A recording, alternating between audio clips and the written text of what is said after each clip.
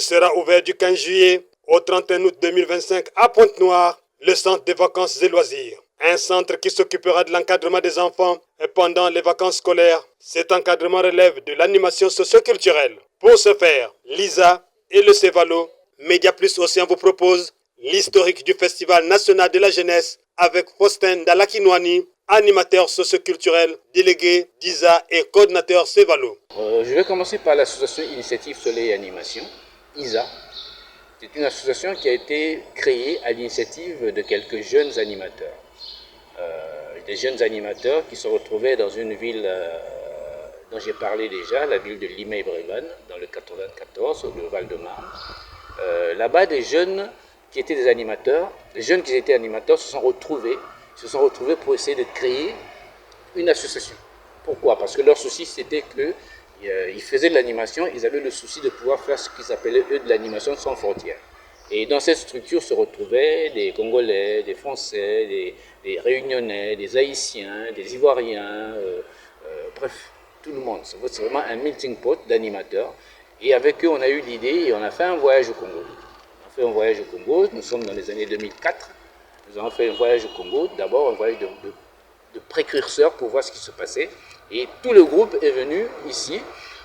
Nous étions 11 à une vingtaine d'animateurs qui sont venus pendant 2 années commencer à organiser ce qu'on a appelé des Cevalo, les centres de vacances et de loisirs.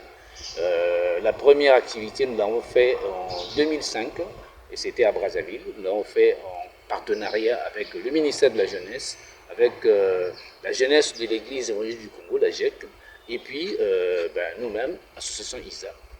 Et nous avons travaillé avec quelques associations de bord, des associations qui étaient vraiment dans le secteur, qui s'occupaient de l'animation.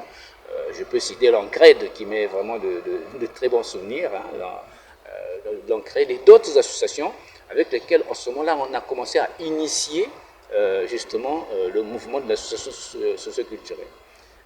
Notre premier Cevalo qui a eu lieu donc en 2005 était un vrai challenge parce que nous sortions des moments, le Congo sortait des moments assez difficiles.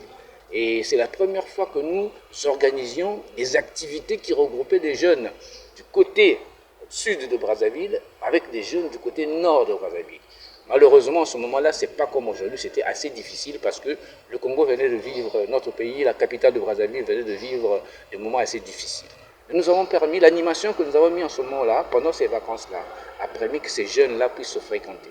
Ces jeunes-là, certains qui étaient Wenze, Mongali, Poto, venaient faire un pique-nique de l'autre côté, ici au Djoué vers Mafuta, tout comme ceux-là aussi allaient faire un pique-nique du côté de Saint-Jean-Bosco.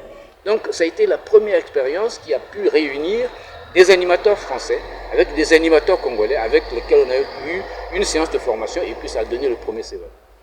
Et après, nous avons continué l'expérience, nous avons fait un deuxième Cevalo avec un autre groupe d'animateurs qui sont venus ici, avec lesquels on a fait le Cevalo aussi, toujours à Brazzaville. Et cette expérience a migré de Brazzaville à Pointe-Noire. Et à Pointe-Noire, nous avons eu la particularité, en ce moment-là, on ne pouvait plus faire, les moyens ne nous permettent pas de continuer à faire des grands voyages avec beaucoup de personnes venant de France. Alors, nous venions avec, on va dire, des éclaireurs, 1, 2 ou 3 personnes, une personne, deux, bref, des encadreurs qui venaient ici. Et maintenant, on continue à développer le Cevalo. Et quand je disais que ça migrait, nous sommes venus dans la ville de Pointe-Noire. Et le but en ce moment dans la ville de Pointe-Noire, c'était aussi essayer d'initier la démarche animation auprès des populations de la ville de Pointe-Noire. Nous savions qu'il y avait quelques organismes qui en ce moment-là faisaient de l'animation, mais nous avons pensé que nous avons aussi une expertise, et c'est cette expertise-là que nous avons voulu partager aux autres. Et ainsi, nous avons organisé ici, depuis les années 2012 jusqu'à ce jour, presque chaque année, je dis bien presque, des centres de vacances et de loisirs. Nous le faisions parce que nous appelons tout le monde à venir. Nous le faisions parce qu'il y a des partenaires sur place qui nous permettent aussi de faire ces activités-là. Chaque année, nous organisons ce qu'on appelle des centres de vacances et de loisirs, en abrégé Cevalo.